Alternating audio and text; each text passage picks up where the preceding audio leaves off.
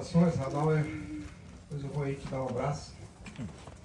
Eu sou Felipe Jimenez, eu nasci em Porto Murtinho, Mato Grosso do Sul. Nasci em 66, na época era Mato Grosso. Sou casado com a Miriam Jimenez desde 89. Tenho 2 filhas e 4 netos. Não, 5 netos. Em 2014, quando o PSDB contratou a perícia, que tinha na equipe o professor Amilcar Brunazzi, um engenheiro que se tornou meu amigo, e também com a colaboração do professor Pedro Dourado de Rezende, mestre em segurança de dados, professor da UNB durante décadas, também meu amigo. Naquele momento, em 2014, eu, que já estava no direito, comecei a militar no direito, quando eu entrei no Poder Judiciário como servidor em 89. Eu comecei a pensar o direito, a estudar o direito e me preparar para a carreira que depois eu assumi. Em 98 eu fui aprovado no concurso para procurador do Estado de Mato Grosso do Sul. Eu represento o Estado de Mato Grosso do Sul em juízo. Eu não sou membro do Ministério Público, eu sou o advogado público que representa o Mato Grosso do Sul. O Paraná também tem os seus procuradores.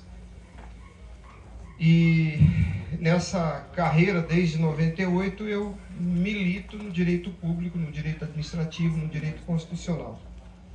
A minha categoria não tem nenhuma atividade envolvida com eleição. Então, quando eu falo de eleição, quando eu falo dessa pauta, eu estou falando em meu nome como cidadão, usando o meu conhecimento do meu trabalho, do meu ofício, para compartilhar com vocês conceitos que vocês precisam dominar para sair desse circo de mentiras.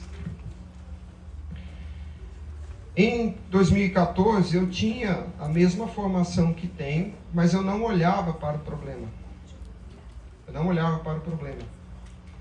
Em 2014, eu resolvo olhar para o problema e olhar com olhos de direito, com olhos de um profissional do direito.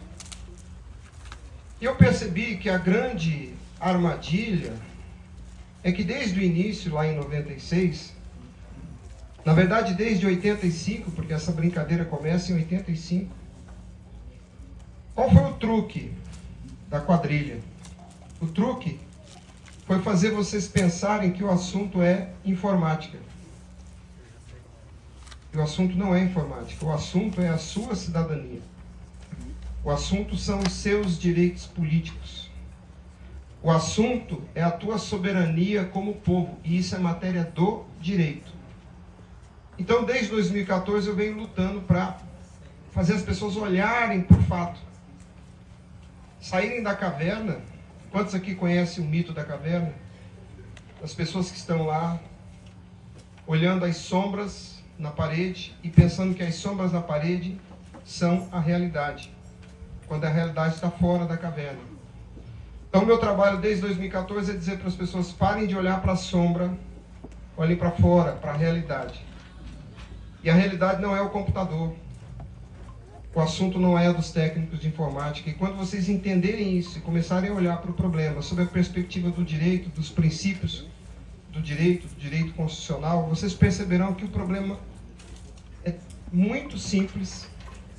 E tanto quanto simples, é absurdo o engano que foi colocado sobre essa nação. Engano que eu, pessoalmente, entendo tem uma carga espiritual gigante.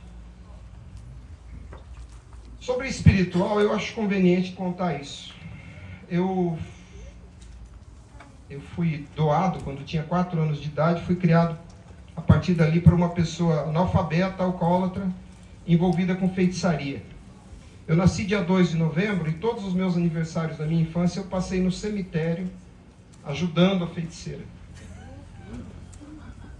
E eu só fui liberto dessa vida de dedicação ao demônio aos 12 anos. Um pouco antes, minha mãe me resgatou. Eu sou filho de uma empregada doméstica, tenho uma história de vida absolutamente miserável. E aos 12 anos eu fui batizado pelo pastor Jonathan Barbosa na primeira igreja batista de Campo Grande. A partir dali, eu me dediquei à leitura bíblica, estudo bíblico, o exercício da exegese, e comecei a evangelizar. Eu, com 12 anos de idade, ia para a feira de Campo Grande, ali na Rua das Garças, com a José Antônio, com a Bíblia na mão, com folhetos, abordar as pessoas e pregar o evangelho. Na quarta igreja batista, porque da primeira eu fui para a quarta igreja batista, o pastor era o pastor Walter Barbosa, um professor de grego. Ele era o meu pastor, era o meu instrutor. E ali eu fui conhecido como pastorzinho. E muitas vezes eu ouvi muitos profetas dizendo para mim que Deus tinha uma missão na minha vida, e eu entendia que era eclesiástica, que seria me tornar pastor, missionário. Eu até aceitei algumas vezes essa profecia como sendo assim. Mas no meu coração eu nunca quis viver na dependência da igreja. Então caminhei um caminho próprio, trabalhava com eletrônica toda a minha adolescência e quase o início da minha juventude com eletrônica, com telecomunicações, com eletrônica básica, digital. Estudei Base 1, Base 2, que é a raiz da linguagem do computador. Mas porque não tinha condição de fazer mecatrônica em Campinas, eu optei pelo direito. Porque era a opção que eu tinha, né? Um menino pobre, o caminho era esse. Mas na faculdade de Direito, um padre dando aula de filosofia do direito me ensinou a olhar para as coisas com a ferramenta da lógica. E eu percebi que o silogismo, as ferramentas da lógica, o quadro das proposições modais é muito semelhante a uma porta lógica. Quantos aqui sabem o que é uma porta lógica? Uma porta lógica é um esquema de pensamento que o computador opera na hora de realizar alguma tarefa. E por Deus eu vi aquilo como semelhante ao silogismo. E me apeguei ao estudo da hermenêutica jurídica, disciplina que é muito pouco tratada nas faculdades de Direito. Tem algum acadêmico de Direito aqui? Quantos advogados tem aqui? Ah, tem uma acadêmica ali, advogados tem mais alguns.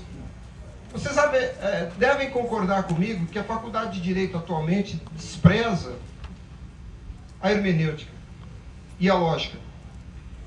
Eu aprendi com um padre, no primeiro ano da faculdade, a gostar da filosofia do direito e da lógica, e eu já tinha uma inclinação para a hermenêutica por conta da minha prática de fé. Só que eu não olhava para o problema. Em 2014, eu comecei a olhar para o problema. Mas o que aconteceu ali por volta de 2014? Um parente meu, depois de tentar se matar, se recuperou e resolveu mudar de vida e foi fazer medicina na Bolívia, em Santa Cruz. E a gente estava mantendo ele lá. A família disse assim: Felipe, você vai ter que ir a Santa Cruz para ver o que ele anda aprontando. E eu fui lá para ver o que o meu cunhado estava aprontando. Não tinha nada errado. Hoje ele é médico na cidade que ele nasceu. Mas Deus estava me levando lá por um outro motivo. Eu fiquei 3 dias em Santa Cruz, acompanhando as aulas na Universidade de Medicina lá. E na casa que eu fui hospedado, quantos aqui são evangélicos? Minha esposa era da Assembleia de Deus, de tanto estudar com o professor Olavo de Carvalho, se converteu ao catolicismo. Hoje ela é fiel na Fraternidade Sacerdotal São Pio X, que pratica a missa de sempre. A missa rezada em latim, a missa anterior ao ato revolucionário do Concílio Vaticano II. Não vou entrar nesse mérito, mas eu conheço bem a história. Não me tornei católico, mas eu respeito esses católicos da Fraternidade Sacerdotal São Pio X. Mas eu, como protestante, estava numa casa de protestantes, de evangélicos, pentecostais, e no último dia, eu ia embora na manhã seguinte, naquela noite, as pessoas chegaram naquela casa e começou então um culto doméstico. Eu, acostumado, sabia do que se tratava. Chegou um cidadão muito simples, assumiu a frente, começou a pregar. E naquele dia eu recebi uma palavra daquele profeta. Ele disse para mim: Deus tem uma obra muito importante para fazer através de você no seu país. E aí, pela primeira vez, eu entendi que a minha missão era através do meu ofício. E naquela profecia, eu volto para Campo Grande, isso é mais ou menos 2014, e olho para esse problema, e a tese que eu defendo, que vocês aprenderam a defender lá nos corredores, e aqui, vocês têm brasileiros abnegados que foram várias vezes a Brasília percorrer os gabinetes com uma fundamentação sólida, uma tese jurídica sólida que não está nos livros de direito. E há muitos advogados que não entendem. Mas é basicamente a compreensão do princípio da publicidade, da cláusula pétrea, do voto direto e do modo como a soberania do povo é exercida. Eu vim aqui para falar sobre isso. Eu estou dando essa introdução para que vocês entendam que eu sou igualzinho a vocês. Eu sou um militante de subir em árvore, amarrar bandeira, dormir em praça. E o fato de ser procurador de Estado, eu só conto isso para que vocês saibam que eu sou um profissional do direito. Quando aquele profeta me disse isso, e voltando para Campo Grande, eu, de certa forma, recebi essa tese, começou a surgir na minha mente, eu comecei a falar sobre isso em 2014. Então eu estou nessa história, em 2024 fez 10 anos, agora estamos indo para 12 anos, e fui trabalhando até que em 2018, em março de 2018, falei na CCJ do Senado, na Comissão de Constituição e Justiça do Senado, defendendo a lei que havia sido aprovada em 2015. Falei em 8 minutos, tudo que eu digo em 3 horas, eu falei lá em 8 minutos. E naquela ocasião eu acusei o presidente do TSE de prevaricação. Eu disse: me parece que a conduta do ministro Gilmar Mendes configura o crime de prevaricação. Porque ele ficou 2 anos protelando na presidência do TSE a necessária execução dos instrumentos para cumprir a lei. E ele ficou inventando a história de um protótipo caríssimo e tal, que tinha que ser feito. Acontece que em 2009, o ministro Aires Brito, presidindo o Tribunal Eleitoral, respondeu a uma consulta de um partido, dizendo através de um documento, vocês podem procurar na internet depois, comunicado 10/2009, o presidente Aires responde dizendo que o voto seria impresso pela anexação de módulos impressores nessas máquinas que estão aí. Então o problema estava resolvido em 2009. Só que naquela época fizeram a manobra de uma ação de inconstitucionalidade e a Carmen Lúcia disse que era um absurdo o cidadão assinar a cédula de voto, como se ela fosse uma criança de 3 anos.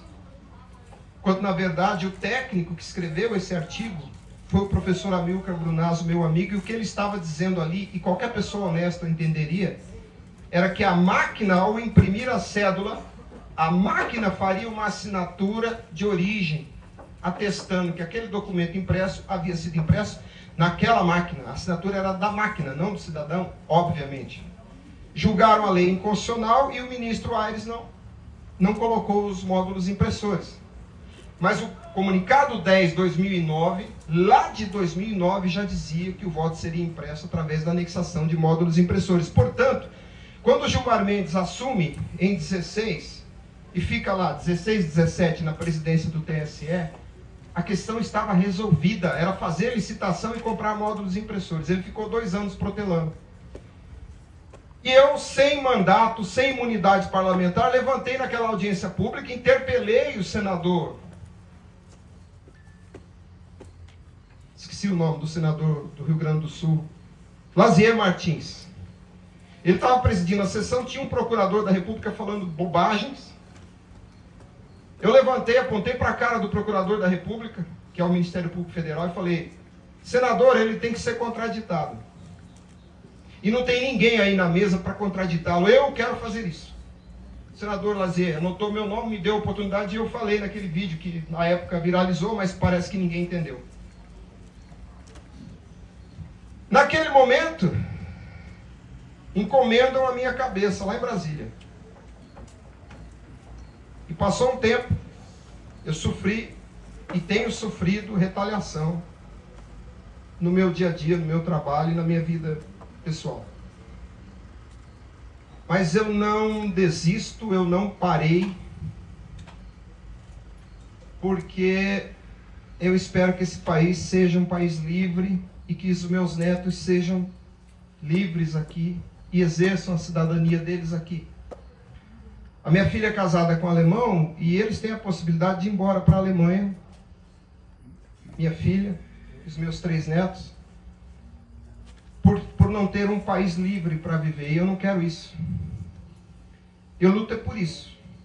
E tenho mais uma outra filha com outros 2 netos.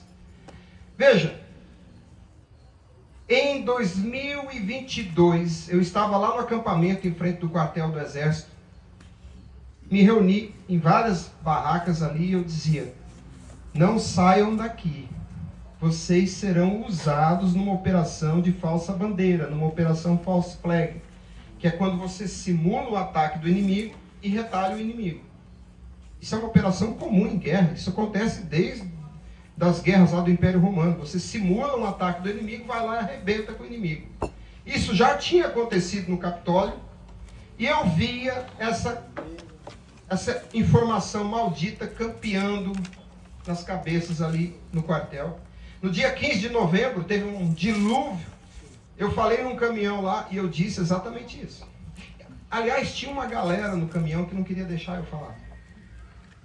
Provavelmente, gente que já estava articulando essa manobra para arrastar 2.000 pessoas para uma armadilha que estava pronta. Isso aconteceu no Brasil inteiro, em todos os quartéis.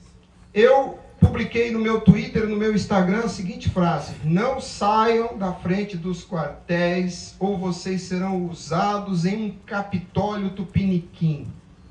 Porque quando o Trump foi eleito, inventaram uma invasão do Capitólio. Aqui fizeram exatamente a mesma coisa, porque a esquerda trabalha orquestrada. Eu disse: permaneça em frente aos quartéis ou vocês serão usados no Capitólio tupiniquim. As Forças Armadas são o juiz da crise. O que eu estava dizendo? As Forças Armadas estavam constituídas como entidade fiscalizadora e tinham a responsabilidade, se tivessem culhões, de dizer está certo ou está errado. Me perdoe as senhoras, mas as pessoas que fizeram esse trabalho não merecem condescendência nenhuma. Apesar disso, nós vamos olhar o documento que eles fizeram. Apesar disso, eles produziram um documento que eu vou abrir. Eu acho que vocês receberam cópia aí. Pelo menos a página 3 de 24, são 24 laudas do relatório. Por que eu disse que eles eram o juiz da crise? Qual era a crise em 2022? A crise era saber se o ladrão tinha sido eleito de verdade. E por que havia essa dúvida? Porque no Brasil a eleição é feita com voto indireto, e nós vamos falar sobre isso. E a apuração é secreta, porque você, povo, não vê, não entende, não tem acesso. E eles eram a autoridade responsável por dizer se aquilo estava certo ou errado, olhando o software. E não cumpriram a missão, fizeram um documento dúbio, pusilânime, covarde. Eu não sei quantos aqui viram eu numa audiência pública do Senado, Comissão de Ciência, Tecnologia e Fiscalização do Senado, presidida pelo o senador Girão. Estava lá o general Paulo Sérgio, ministro da Defesa, que chefiava a equipe de guerra cibernética nessa missão fiscalizadora.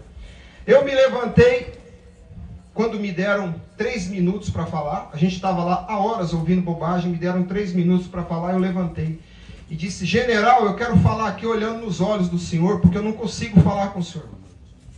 Eu tinha ido 3 vezes no Ministério da Defesa, não conseguia falar com ele. Claro, quem sou eu na fila do pão, né?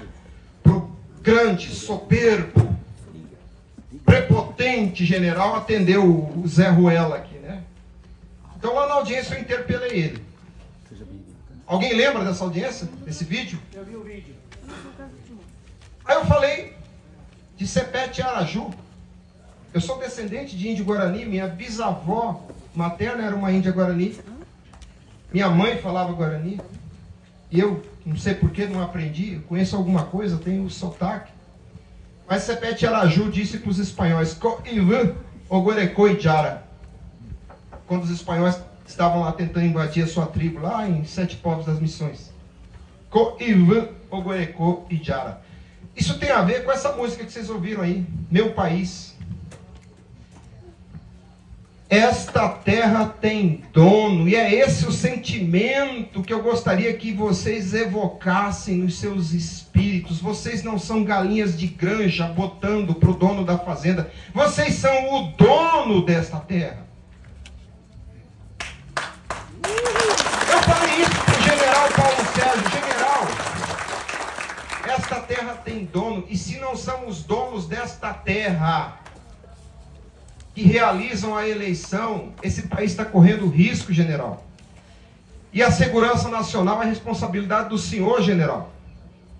General, a Advocacia Geral da União foi dizer para vocês o que é o sufrágio universal?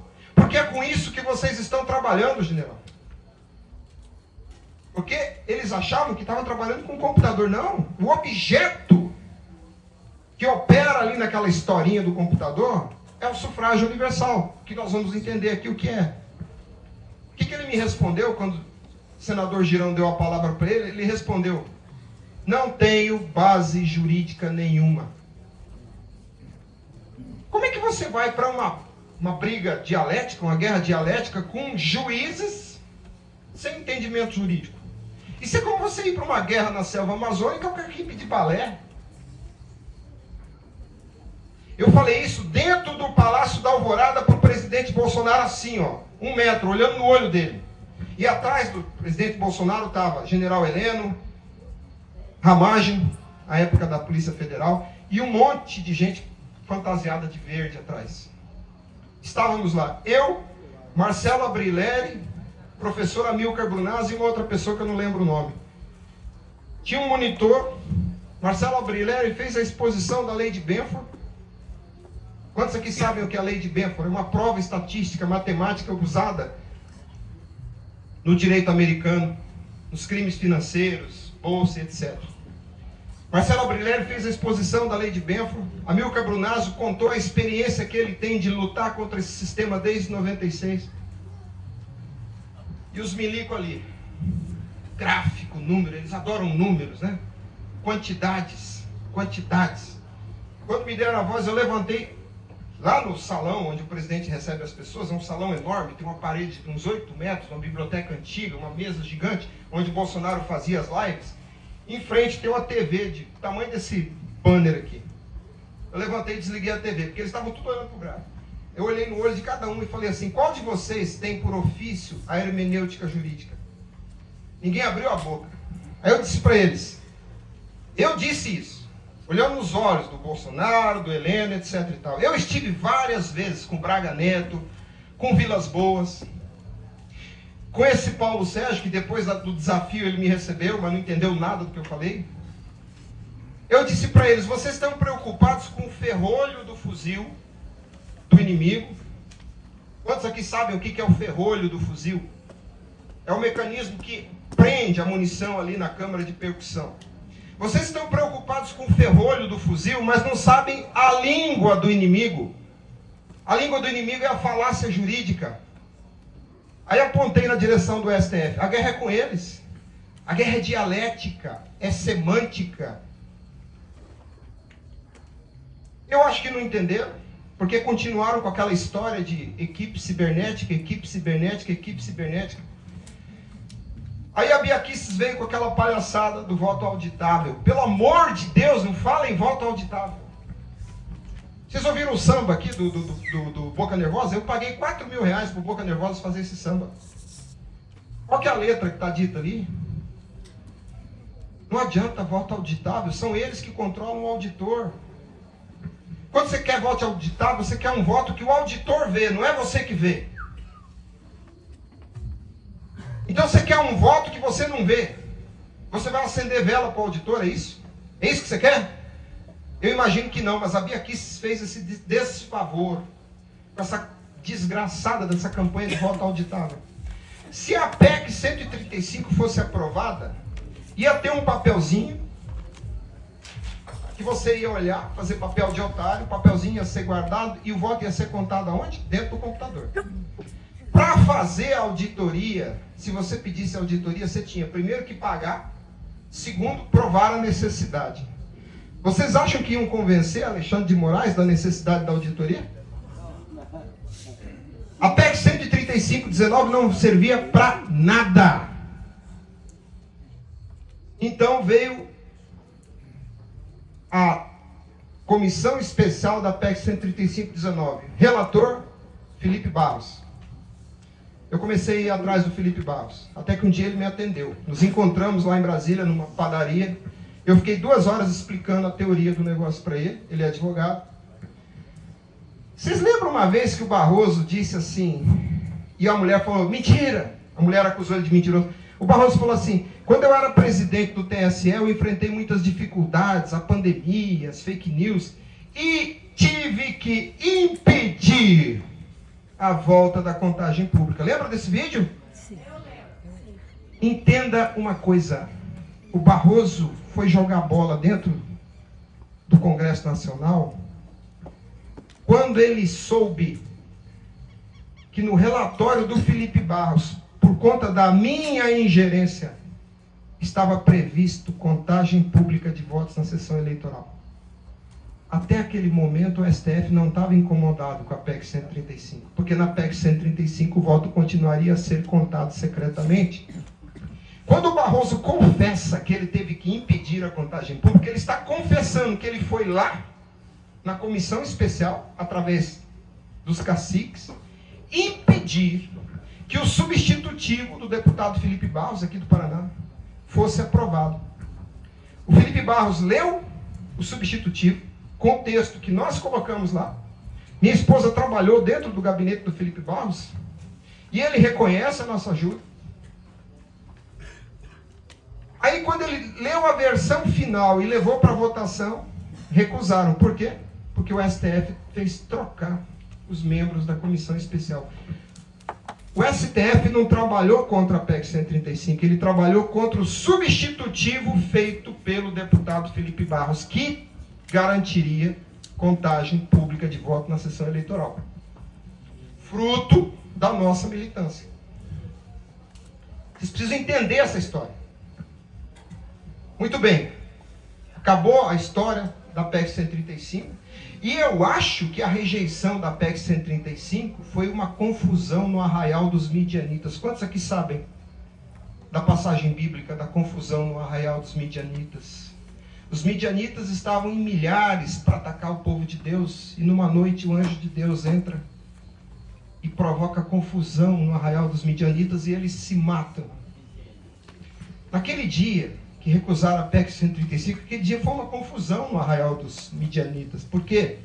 Se a PEC 135 fosse aprovada, estaria na Constituição Federal uma autorização tácita ao escrutínio secreto de voto. Porque em direito, muita coisa acontece tacitamente. Por exemplo, uso capião. Você é dono de um imóvel, abandona, uma pessoa vem, toma posse, a tua omissão, o teu silêncio, gera direito para o posseiro. O tempo percorre e gera direito para o prescribente, que é o cara que está lá se beneficiando da prescrição. Então, em direito, muita coisa, em termos de efeito, é gerada no silêncio. Por exemplo, revelia. Quantos sabem o que é revelia? Se você for acusado e não for a juízo apresentar a sua defesa, a alegação de quem te acusa será considerada verdadeira pelo juiz. Não precisa de prova. Esse é o efeito da revelia. Consequência do seu silêncio. E o que o projeto da Bia Kicis faria? Colocaria na Constituição uma previsão a respeito da apuração do voto, tratando da possibilidade de se contar eletronicamente o voto, porque o papel impresso, tal do voto auditável, serviria apenas para uma hipotética e eventual auditoria. Percebam como essa história é complicada, é longa, é extensa. Sabe aquele Twitter que eu fiz dia 15 de novembro, lá no dia da chuva, lá? Falando, não saiam daqui. e teve um monte de gente que caiu na armadilha, amigos meus, inclusive, sinto a dor deles. Um foragido, um homem bom, apaixonado pelas filhas, teve que sumir, porque caiu nessa armadilha. Esse meu e-mail, dizendo, permaneçam em frente aos quartéis ou vocês serão usados, o Procurador-Geral da República, Paulo Gonet, pegou e fez uma acusação penal contra mim. Eu respondi uma ação penal por associação criminosa. Ele escreveu que eu me associei subjetivamente com as pessoas do dia 8, em espírito, subjetivamente. Eu estava em Campo Grande, a 1.000 quilômetros de Brasília, e eu disse, não saiam daí. E ele disse que eu me associei. E que eu incitei as Forças Armadas à prática de crime. Eu estava com uma acusação que me daria 4 anos de condenação. A única coisa que eu tenho na vida é o meu serviço público, que eu conquistei com 7 anos de estudo. Durante 3 anos eu estudava 10 horas por dia para passar nesse concurso. Foi a única coisa que me tirou da miséria, foi o estudo. E eu não precisava estar arrumando essa confusão, gente. Eu tenho um cargo bom, um bom salário, eu podia estar com os meus colegas, tranquilo. Os meus colegas procuradores do Mato Grosso do Sul acham que eu sou louco. Quando eu dei aquela entrevista dizendo Lula não foi eleito pelo povo, Lula foi escolhido pelos ministros do STF, porque se fosse uma decisão do povo, haveria poder do povo sobre a apuração dos votos. Quem viu esse vídeo? Quando eu falei aquilo, a imprensa desceu para dentro da Procuradoria do Estado. Eu fui chamado na corregedoria, no gabinete do Procurador-Geral, na cantina, no café, todo mundo querendo a minha cabeça. E eles diziam para o repórter, o Felipe é um sujeito arredio e excêntrico. Sabe o que é excêntrico? O que não está no centro. Realmente, no centro deles eu não estou. Tem muito petista lá. Por conta desse vídeo, que foi uma entrevista que eu dei para o Mário, da Rádio Hora. Eu acho que a entrevista do Mário que mais repercutiu na vida dele foi essa entrevista. Por conta dessa entrevista e daquela acusação lá atrás de prevaricação, inventaram essa ação penal para mim. Só para terminar a história da prevaricação.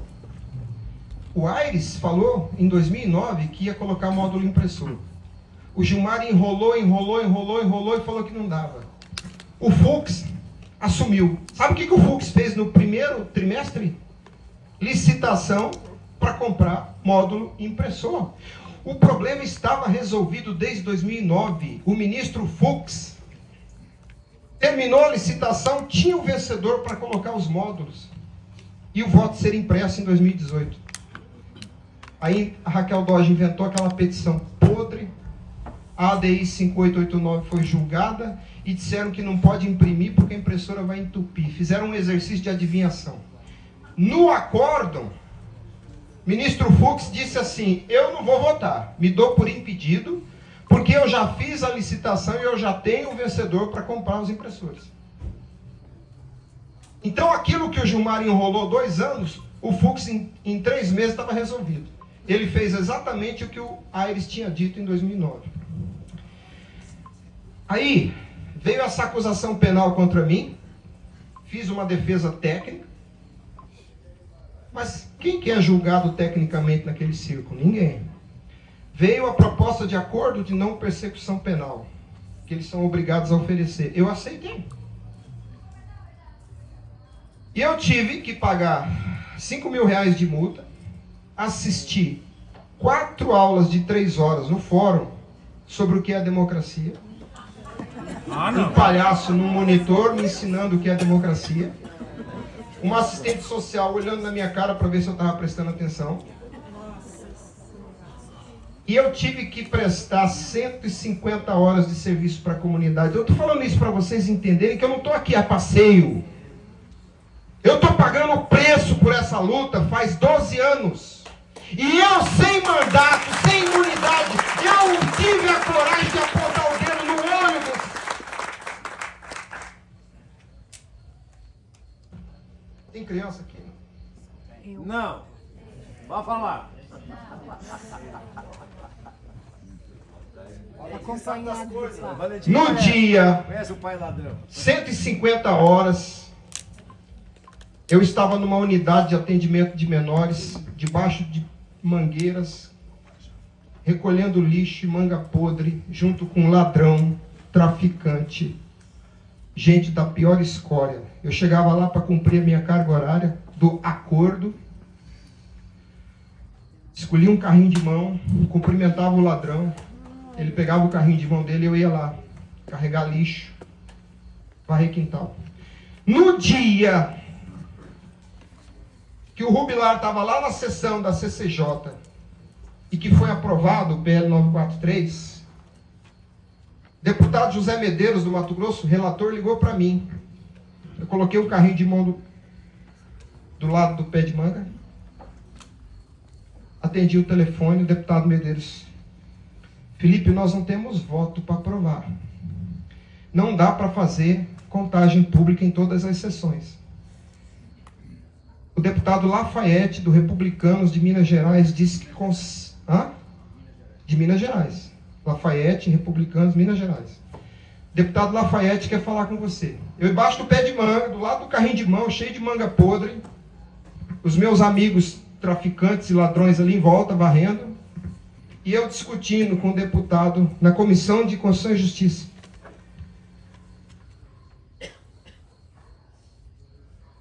Sobre o projeto de lei. Meia hora no telefone com o deputado, dizendo: deputado, se um voto for contado secretamente, viola o princípio da publicidade. Poucas pessoas sabiam o preço que eu estava pagando.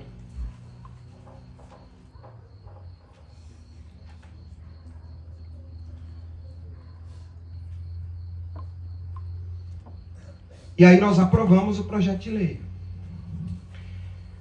Um projeto de lei fundamentado na hermenêutica jurídica, nos princípios do direito constitucional, com substância, com conhecimento jurídico, não é essa conversa estúpida de voto impresso, de código-fonte, essa ladainha imbecil de técnico de informática.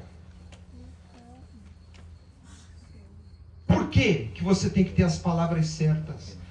Porque o direito é feito de palavras e as palavras têm significado. Se você não sabe o que você está falando, você não sabe as consequências. E o Congresso Nacional está cheio de analfabeto. A presidência também.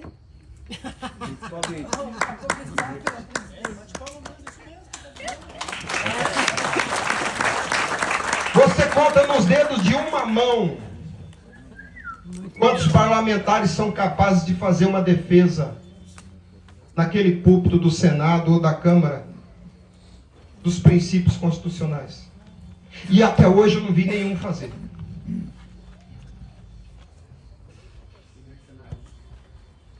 Muito bem. Aprovamos o projeto. O Rubilar e muitos de vocês que estão aqui fizeram a diferença porque vocês impressionaram a Câmara dos Deputados. Deputado Felipe de Orleans elogiou essas pessoas que se sacrificaram indo a Brasília. É fruto do trabalho dessa equipe, mas não é de graça. Nós tivemos várias e várias reuniões para aprender os conceitos.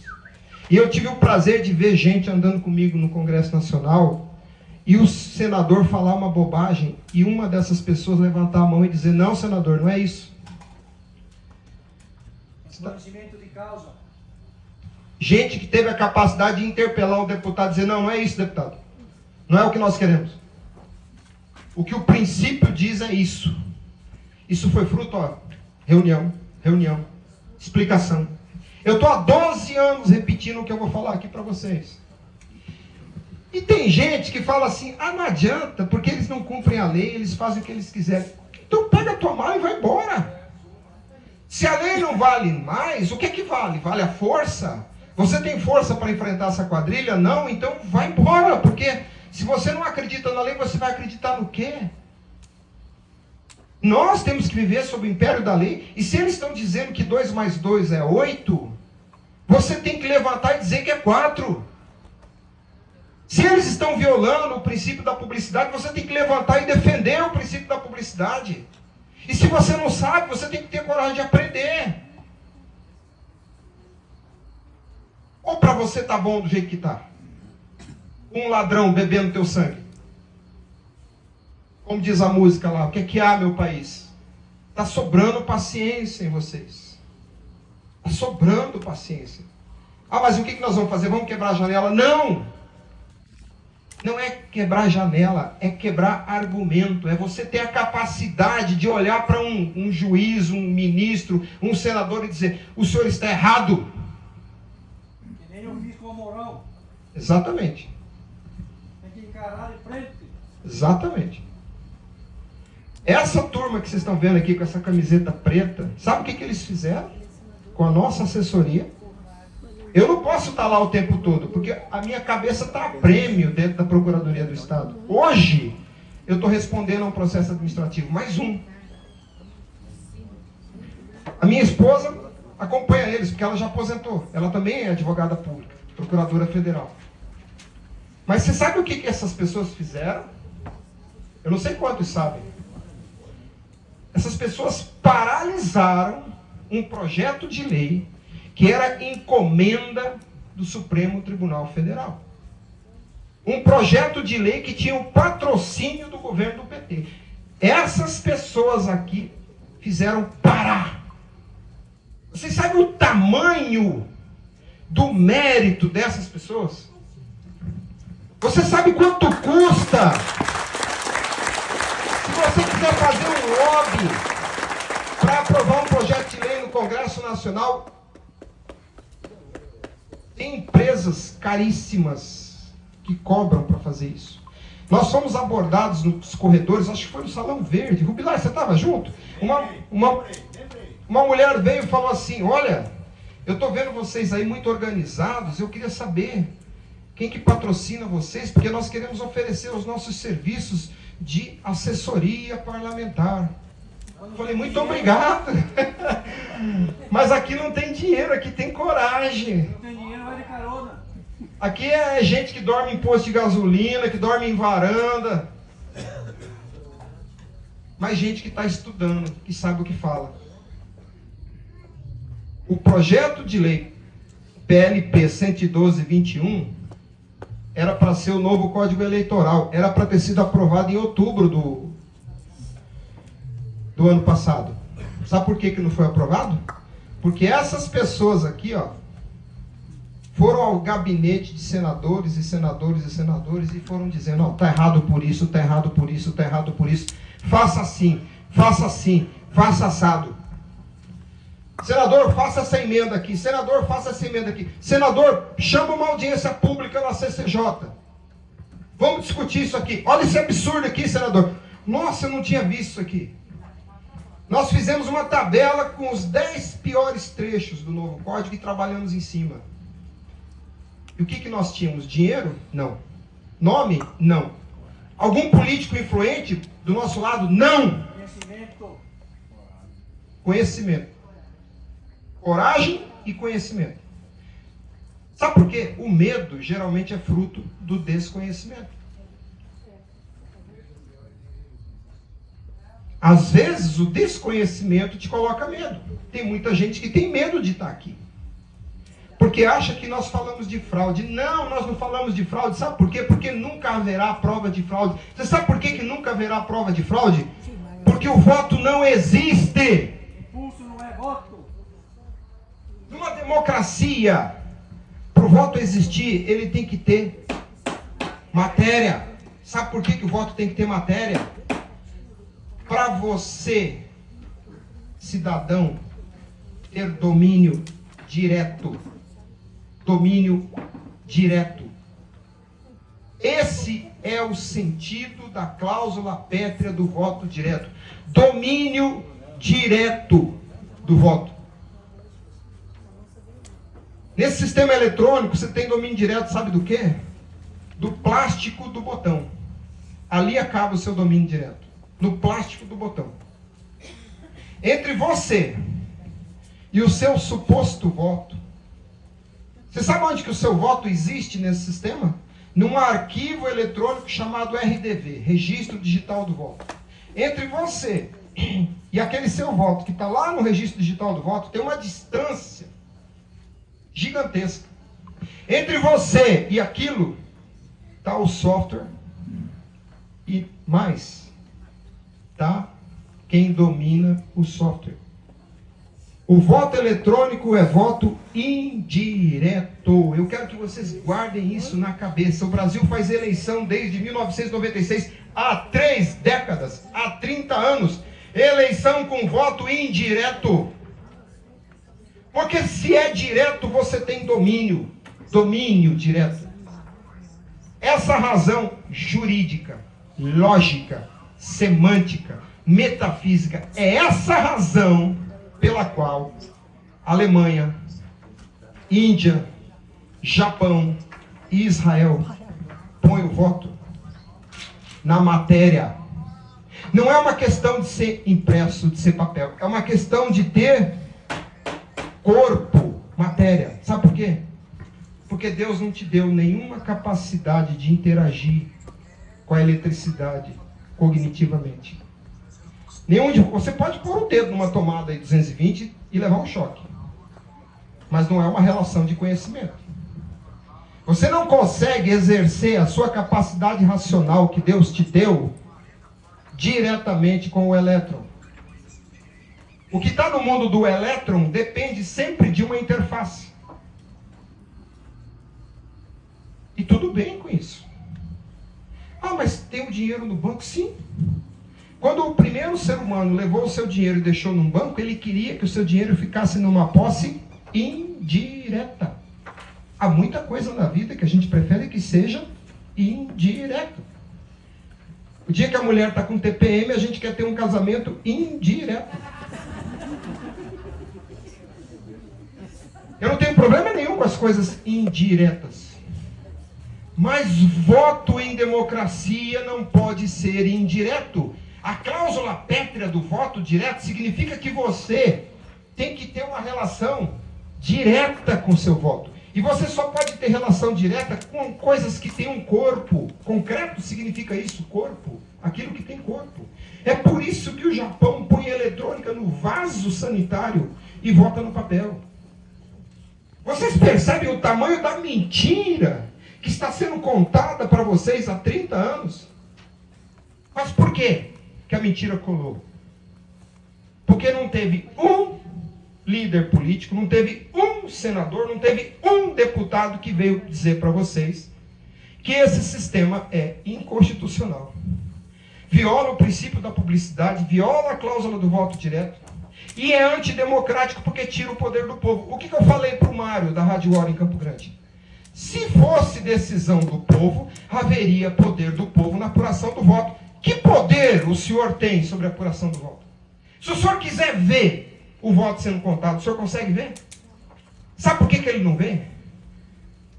Porque Deus não deu a ele o dom de ver pulso elétrico. E o voto é contado dentro de um processador. Entende? Se a Constituição diz que o voto é direto, mas o voto é eletrônico, e por ser eletrônico ele é indireto, o que eu digo então? O voto não existe. Cavalo, para ser cavalo, tem que ter 4 patas. Senão não é cavalo, é um monstro. Pode até nascer um potrinho sem patas. Ele não será um cavalo, ele é um monstro. Se o voto que se apresenta para você como sendo voto não está sob seu domínio direto, que você, com os sentidos que Deus te deu, você pode dominar, se não é assim, não é voto. Portanto, o voto não existe. E se o voto não existe, como é que você vai provar a fraude de uma coisa que não existe? Juridicamente não tem como provar. Ó, vamos dizer que essa aqui é uma bolsa de marca, caríssima. Mas essa aqui é falsificada. Ele comprou no Paraguai, falsificada. Para eu dizer que essa bolsa é falsificada, eu preciso conhecer a bolsa original. Se não existir a bolsa original, como é que eu vou dizer que essa bolsa é falsa? Antigamente, lá em Ponta Porã, vendia um tênis que a gente chamava de chinesinho. Sola branca. Todo mundo gostava de usar ele para jogar futebol de salão, porque a borracha dele era muito boa, grudava no chão. Mas também tinha os caras vendendo chinesinho falso. A conga era um horror. Eu andei muito de conga. Aquilo escorregava igual um sabão, a conga. Não dá para jogar bola de conga. O que chute era melhor, né? Mas não dá para jogar salão de que chute. O chinesinho tinha para vender falsificado também lá no Paraguai. Mas a gente sabia se o chinesinho era falsificado pelo cheiro do latex. Como é que eu sabia? Eu conhecia o original.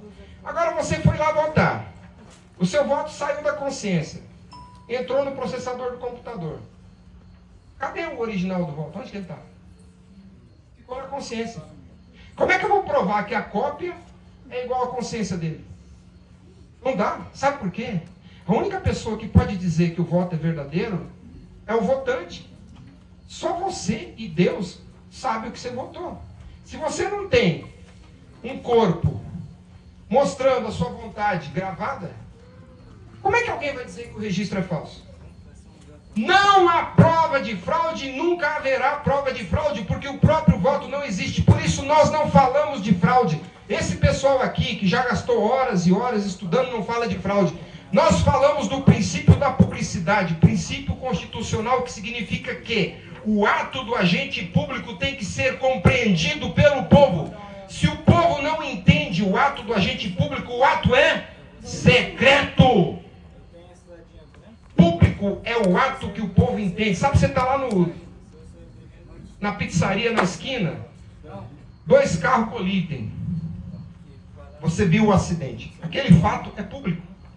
Porque você viu, entendeu e colocou no seu domínio cognitivo. Ele passa a ser seu.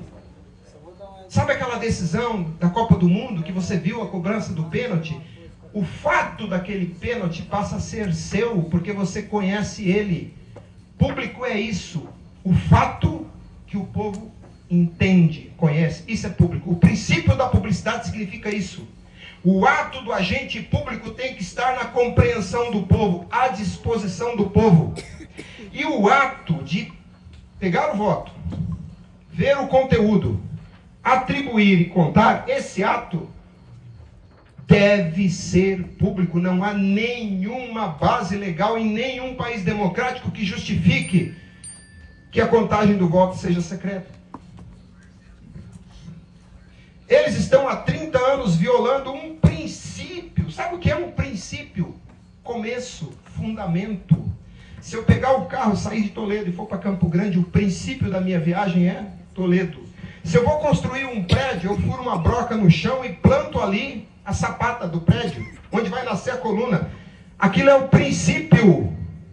Não se quebra princípio. Quando você quebra um princípio, o prédio cai. Eles quebraram o princípio da publicidade em 1996 e vocês ficaram admirados com o computador. Ouvindo história de técnico de informática. Não tem nenhum problema com os técnicos de informática, mas fiquem no seu quadrado. O assunto aqui não é informática, o assunto aqui é cidadania, direitos políticos, princípios constitucionais, hermenêutica jurídica, cláusula do voto direto. É disso que nós temos que falar. O artigo 1º diz, parágrafo único, que o poder é do povo. Se é do povo, todo o poder, então o povo é soberano. Sabe o que é soberano? Quem não tem ninguém acima de si.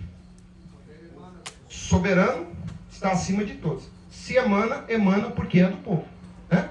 Se eu digo que a luz sai da lâmpada porque a luz é da lâmpada. A luz não vai sair da árvore sendo da lâmpada. A luz sai da lâmpada, emana da lâmpada porque ela é da lâmpada. Certo? O poder é do povo. Aí o artigo 14 da Constituição diz que esse povo que tem todo o poder é o quê? Soberano, né? Tem todo o poder, é soberano. A soberania popular é exercida através de um instrumento. Um instrumento. O sufrágio universal e o voto direto. Agora vamos entender o que é o sufrágio universal. Entenda instrumento. Se eu preciso beber água, eu preciso de um instrumento que permita levar a água na minha boca. Instrumento. Todo direito tem necessariamente um instrumento. E o sufrágio universal é o instrumento para que o povo seja soberano. Se não tem sufrágio universal, o povo não é soberano. Se o povo não é soberano, não tem democracia. Porque democracia, demos kratos, significa poder do povo. Se o povo não tem um instrumento para ter poder, então mudaram o regime político. E foi exatamente isso que aconteceu em 96. Mudaram o regime político. Em 1996, esse país deixou de ser uma democracia e se tornou uma oligarquia. Oligos, poucos, poder de poucos. Monarquia, monoarquia, poder de um. Oligarquia, oligos, poucos, poder de poucos. Aristos, melhor. Aristocracia, poder dos melhores. Que era o que Aristóteles defendia. Aristóteles diz que a democracia é a corrupção da monarquia. Por quê? Porque na democracia, nos moldes em que ela acabou se conformando, e eu não sou contra a democracia, mas vejam, nós não temos como ser guiados por uma escolha de quem são os melhores. Então eu prefiro a democracia. Mas o problema é que na democracia de Atenas, lá na Ágora grega, votavam pessoas livres. Pessoas livres. Livres no intelecto, livres na subsistência. Escravos não votavam. E antes que as feministas se incomodem, eu espero que não tenha nenhuma feminista aqui, mulheres também não votavam em Atenas. Você sabe por quê? Porque naquela época não tinha tecnologia para a mulher trazer o sustento para casa. Ela precisava de um macaco, um gorila que tivesse força de sair na rua, enfrentar assaltante, fazer o trabalho braçal, cuidar do gado, construir os artefatos, os artesanais, etc. e tal, para trazer comida em casa. A mulher era dependente do seu provedor. A mulher era dependente do seu provedor, portanto ela não era livre, portanto ela não votava. Hoje nós temos tanta tecnologia. Eu vi no aeroporto uma comandante linda, com cap de comandante. Por quê? Porque a tecnologia permite que uma mulher pilote um Boeing. Eu acho lindo isso. Essa comandante, ela não é dependente de alguém levar comida para casa. Mas lá em Atenas era. Porque não tinha tecnologia. Esparta dizem que era diferente porque Esparta tinha uma cultura que dava à mulher uma condição de supremacia. Aí é uma outra história. Mas por que votar deve ser um ato de pessoas livres? Porque voto vem de volere no latim. Voto significa compromisso. Se uma pessoa não é livre, ela não pode fazer compromisso. É por isso que você não faz contrato com criança. É por isso que você não faz contrato com loucos. É por isso que você não faz contrato com viciados, dependentes químicos. Compromisso só faz quem é livre. Voto significa compromisso, volere. Só pode votar, pelo menos no conceito criado em Atenas, pessoas livres, porque só pessoas livres fazem compromisso. Não é o que está acontecendo aqui. Tem gente que vive lá no Nordeste, principalmente, dependendo de comer na mão do governo federal. Essas pessoas não são livres. Não são livres. Adolescentes, me perdoem, adolescentes de 16 anos não são livres. Você tem quantos anos? 17? Se você não pode fazer um compromisso e responder por ele, você não poderia participar da decisão do destino do país. Porque votar é fazer compromisso. E aqui vem um detalhe, para finalizar, eu sei que vocês já estão cansados, mas eu preciso que vocês entendam isso. Sufrágio é um processo.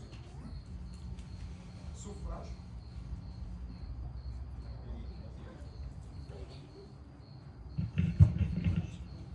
Sufrágio é processo. Voto é compromisso. A palavra sufrágio vem do latim suffragium. Sub, fragor. Fragor vem de um verbo em latim, frangere, que significa colisão de partes. Que partes? Metáfora. Sabe quando você diz, eu comprei a casa com o suor do meu rosto? Uma metáfora. Uma discussão se é metonímio. Tem alguma professora de português aqui? Metonímio ou metáfora, mas eu vou chamar de metáfora. Comprei o carro com o suor do meu rosto. Claro que você não foi lá e levou o seu suor para o gerente da loja, da concessionária. É uma metáfora. Sufrágio, subfragor. Fragor de frangere. Frangere, colisão de pedaços. Que pedaços? As vontades individuais. Fragor significa barulho de deliberação. Se é barulho, é algo público. Como é que os atenienses votavam? Na praça. Todo mundo via os votos, todo mundo que votava tinha domínio do seu voto. Ah, mas o exercício do voto é secreto. Ok. Ainda que o ato de votar seja secreto, o voto não é secreto. Prestem atenção nesse truque. Algum idiota escreveu na Constituição que o voto é secreto. Não é o voto que é secreto. É o ato de votar. Sabe quando você está viajando aí na estrada e dá uma dor de barriga e você para atrás de uma árvore e vai lá e faz a sua necessidade fisiológica?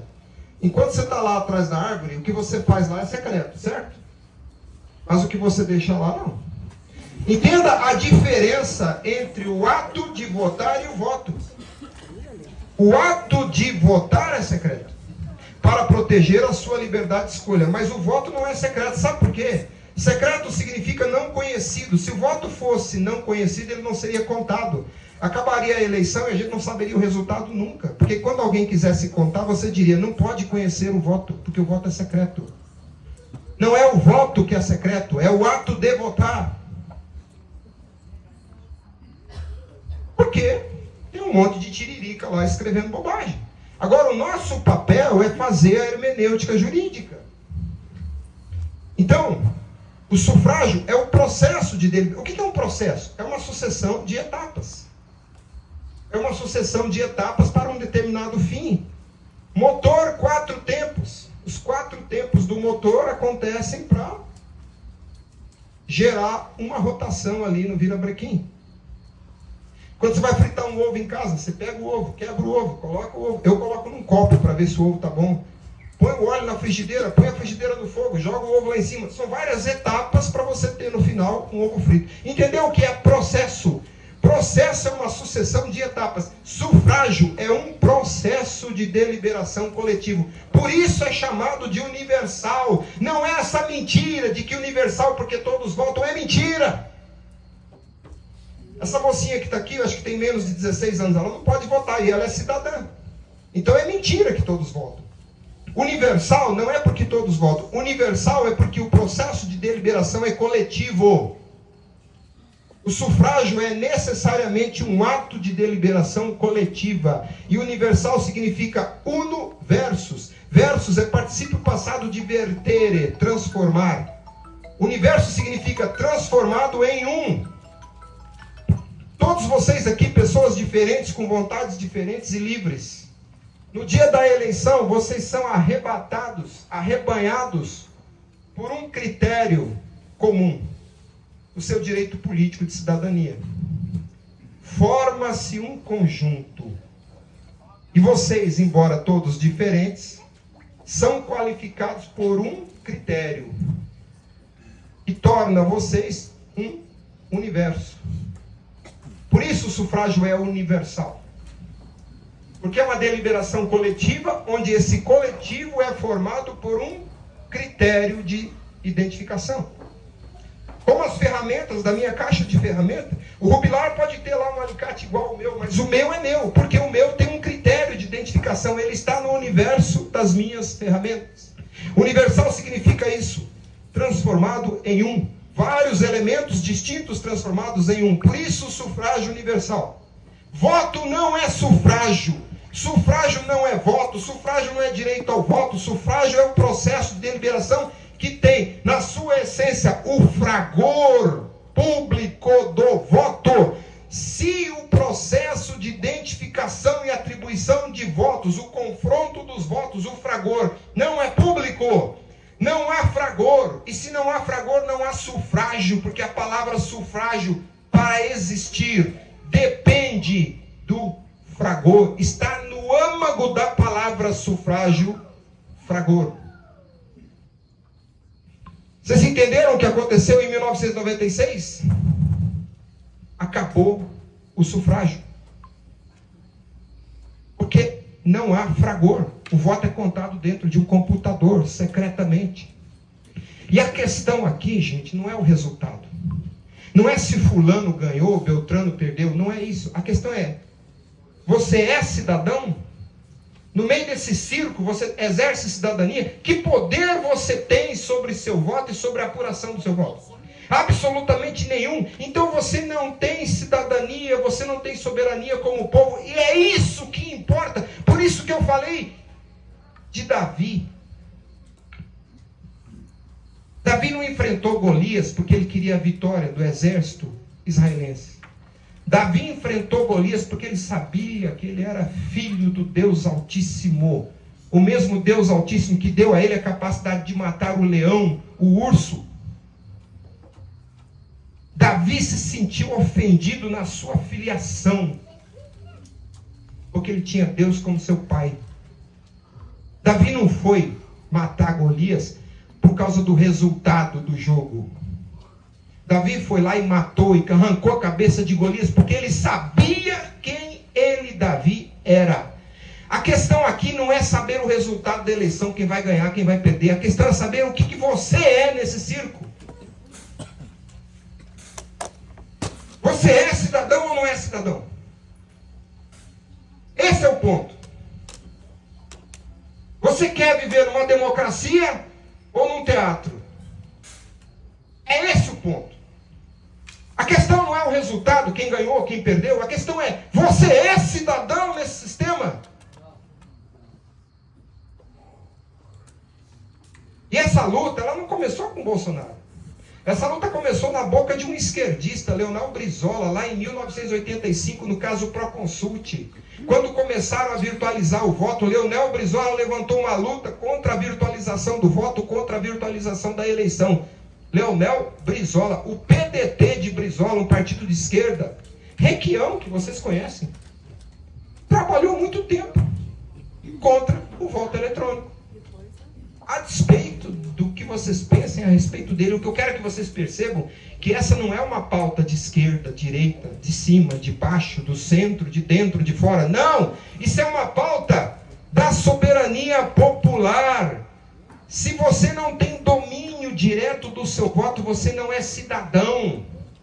Se vocês não têm como saber o que fazem do voto, vocês não têm democracia.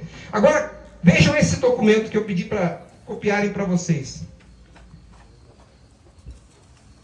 Eu disse lá para o Mário, da Rádio Hora, se fosse uma decisão do povo, haveria poder do povo sobre a apuração do voto. Onde que é feita a apuração do voto? No software. Olha o que os técnicos, peritos da tecnologia da informação, não é o seu João da pipoca, não é o Sebastião da borracharia, são os profissionais de TI da equipe de guerra cibernética do Exército Brasileiro. Veja o que eles falam na página 3 de 24, primeiro, segundo, terceiro parágrafo. Eu vou ler aqui. É importante, isso aqui é um documento público, tá? Que não foi refutado por ninguém. É importante registrar que o Tribunal Superior Eleitoral definiu limites de acesso ao sistema, o que dificultou a análise do código-fonte, o software. Foram autorizadas somente análises estáticas. Sabe o que é estático? Parado, que não se mexe. Análise estática. Sabe o que é análise estática? É como se você comprasse o Fusca do Hanauer e o Hanauer falasse assim, não pode ligar. Se você quiser comprar, você olha, me paga e leva o carro, mas não pode ligar. Isso é análise estática. Quando você liga o motor do Fusca do Hanauer, você está fazendo análise dinâmica. Entenda a diferença. Nenhum profissional de TI honesto aprovaria um software com 17 milhões de linhas, quase 18 milhões de linhas de comando, sem executar o software. É por isso que eu disse que são um bando de covardes, porque o que eles tinham que ter dito ali na hora era sair para o povo brasileiro aquele bunda mole do general Paulo Sérgio tinha que dizer para o povo brasileiro: nós fomos impedidos de saber o que o software faz. Se ele tivesse culhões, ele teria feito isso. Eles escreveram aqui: foram autorizados somente análises estáticas, ou seja, foi impossibilitada a execução do código-fonte, fato que teve por consequência a não compreensão da sequência de execução. O que ele está dizendo aqui? Sequência de execução é o quê? Funcionamento. Eles estão dizendo: a gente não sabe como funciona esta bosta. É isso que eles estão dizendo. Falando em português claro. Não podemos entender a sequência de execução das partes do sistema, bem como do sistema como um todo. Ou seja, os técnicos de TI da equipe de guerra cibernética do Exército Brasileiro estão dizendo nesse documento público: a gente não sabe o que o software faz com o seu voto, mané. Não é o Zé Pipoqueiro, é a equipe de guerra cibernética do Exército Brasileiro que está dizendo nesse documento público: a gente não sabe o que o software faz com o seu voto, mané. E eles continuam: o acesso ao código se deu pelos computadores do TSE. Eles tiveram que ler a cópia do software na tela do computador, mas estático. O TSE autorizou os técnicos a acessarem a sala de inspeção portando apenas papel e caneta. Para quem não entende, um código-fonte ou um software é uma sequência de comandos. Imagina que você tem um filho adolescente em casa e você tem que sair para trabalhar, você pega uma folha e escreve na geladeira, deixa na porta da geladeira: Joãozinho, levanta às 7 horas, 8 horas tira o cachorro para fora, se chover recolhe a roupa, 9 horas você vai na padaria ou na mercearia, se tiver abacaxi traz abacaxi, se tiver melancia traz melancia, 10 horas senta para fazer tua tarefa. Se chover, não precisa ir na escola. Se não chover, chama o taxista fulano e vai com ele para a escola. São comandos. O Joãozinho é o processador do computador. Ele vai lá e lê. Primeiro comando: se chover, faça isso. Se não chover, faça isso. If then, go to. If then, go to. Código-fonte é isso. Está escrito lá de um jeito estranho, mas é isso. Quando uma mãe escreve uma tarefa para o filho, é um código-fonte, é um software. Agora imagina essa mãe, coloca na parede da cozinha, porque não vai caber na geladeira, 17 milhões de linhas de comando. Joãozinho, faça isso, Joãozinho, faça isso, Joãozinho, faça isso. Se acontecer isso, faça aquilo, se acontecer... 17 milhões! Que ser humano que consegue saber o que esta merda vai fazer ao final das contas? Nenhum. É o que eles estão falando nesse documento. O que esses caras deveriam ter feito se tivessem algum valor moral, alguma coragem? No mínimo, dizer: nós fomos impedidos de fiscalizar. Você sabe por que eles fizeram esta porcaria? Porque eles não fazem ideia do que é auditoria, eles não fazem ideia do que é sufrágio universal, eles não sabem o que é voto direto, eles não sabem o que é soberania popular, eles não sabem o que é princípio da publicidade. E eu fui lá no gabinete do general Paulo Sérgio dizer para ele: general, eu fico aqui para explicar para o senhor esses conceitos. Ele falou: não tenho tempo para te ouvir. Me descartando. Vocês lembram do avião da Varig? O desgraçado está preso. Vocês lembram do avião da Varig que caiu na Amazônia sem combustível? Alguém conhece a história? O voo Varig, acho que 254, do comandante Garcês, um vagabundo, soberbo. Qualquer menino sabe, ou deveria saber, que o sol poente oeste é 270 graus. Comandante Garcês decolou lá para ir 27 graus. Colocou 270, botou o nariz do avião na direção do sol poente. Voou em direção ao sol poente. Qualquer menino sabe que 270 graus é sol poente. Não é Nordeste. O sol não se põe no Nordeste. O sol nasce no leste e se põe no oeste. Ele nasce a 90 graus e se põe a 270 graus. O comandante Garcês meteu aquele avião na direção do sol poente. Entrou à noite. E os passageiros reclamando. Nós estamos indo para o lugar errado. O sol não pode estar nessa janela. Toda vez que eu vou para, eu não lembro a cidade, se é Macapá, Belém, mas a cidade lá, na proa, 27 graus. Toda vez que eu vou para essa cidade, o sol fica desse lado do avião. Moça, fala com o piloto, nós estamos indo na direção errada. Esse rio aqui que eu estou vendo está errado, não é aqui. Você sabe quem salvou aquelas pessoas? O sujeito caminhou 5 dias na selva amazônica até encontrar resgate. Foi justamente o cidadão que tentou avisar aquele comandante arrogante, soberbo, e a soberba precede a queda.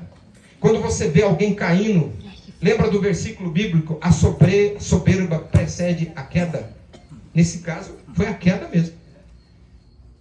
O comandante Garcês mandou todo mundo calar a boca. O assistente dele, vocês deveriam assistir esse vídeo, tem no canal lá, Aviões e Música. Lê a história do avião da Varig, do comandante Garcês.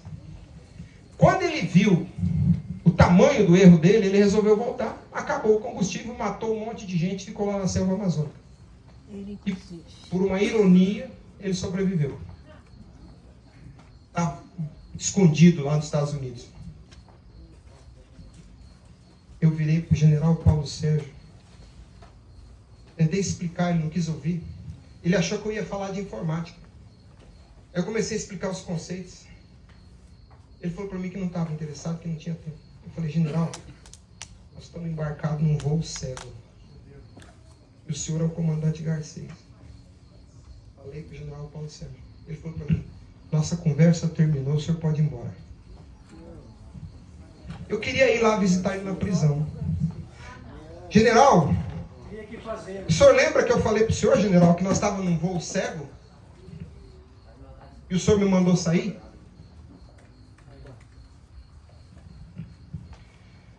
Gente, quando Lula diz, é só fazer uma narrativa, repetir a narrativa e a gente faz o que a gente quiser. O voto eletrônico é uma narrativa que fez você engolir voto indireto e escrutínio secreto. Escrutínio significa exame, escrutare. Quando você vai fazer exame de fezes, que você leva lá o cocô no laboratório, você vai fazer escrutínio de cocô. Escrutínio de voto é exame de voto. Escrutínio vem de escrutare, examinar. Nós fazemos eleição com escrutínio secreto. Por que é secreto? Porque ninguém do povo vê. Agora, nós temos uma língua, as palavras da nossa língua têm significado, e a ciência do direito é feita de palavras. Estou terminando. Se você não se importa com o significado das palavras que você usa, tipo essa bobagem de voto auditável, você vai colher as consequências. O que eu ofereço a vocês é a possibilidade de fazer o que esses valentes fizeram. Tiveram a coragem de aprender, ir para dentro do Congresso Nacional, peitar senador e deputado e aprovar um projeto de lei. Depois foram lá e paralisaram um projeto encomendado pelo STF com patrocínio do governo federal. Com base no quê? Conhecimento, semântica, etimologia. Porque o direito é feito disso. A hermenêutica jurídica é feita de entendimento semântico, lógico, hermenêutico. Uma última coisa. Quando você lê qualquer regra, qualquer lei, você deve interpretar teleologicamente e sistematicamente. Televisão, visão à distância. Interpretação teleológica é a interpretação onde você enxerga o que essa lei alcança, protege. Por exemplo, artigo 121 do Código Penal. Matar alguém, pena 20 anos. Qual o bem jurídico? A vida humana. Está escrito? Não está escrito. Mas você lê e entende. Que o artigo 121 do Código Penal, matar alguém, pena 20 anos, protege a vida humana. Você está fazendo o quê? Interpretação teleológica. Toda vez que você lê alguma coisa, faça interpretação teleológica. Procure o bem jurídico que está sendo protegido. e interpretação sistemática. Na hora que você extraiu o bem jurídico, pega a sua interpretação e compara com o resto da ordem jurídica. Por exemplo, voto secreto. E agora eu preciso comer. Ah, você acha que o voto é secreto? Então pega essa sua interpretação e olha o resto da ordem jurídica. Você vai tropeçar numa lei determinando contar o voto. Como é que você conta uma coisa secreta? Então, peraí, então está errada a interpretação. Interpretar é extrair o que está entremeado. Por que vocês acham que só o Toffoli tem que saber disso? Vocês têm que saber disso. O Toffoli nem passar em concurso ele consegue. Vocês é que têm que saber disso. E sabe por que vocês têm que saber disso? Para ensinar o seu deputado, para ensinar o seu senador, para ele não ir lá para Brasília e escrever bobagem. Eu termino aqui. Eu já fiquei 5 horas falando sobre isso. Vocês conhecem a Ana Inês Fachin? A Ana Inês é honesta. Pergunta para ela quanto tempo eu fiquei com ela no telefone. Para ela entender. 3 horas e meia. Só com ela. Sem conhecimento a gente não vai em lugar nenhum. A Bíblia diz, meu povo perece por falta de... Gente, obrigado.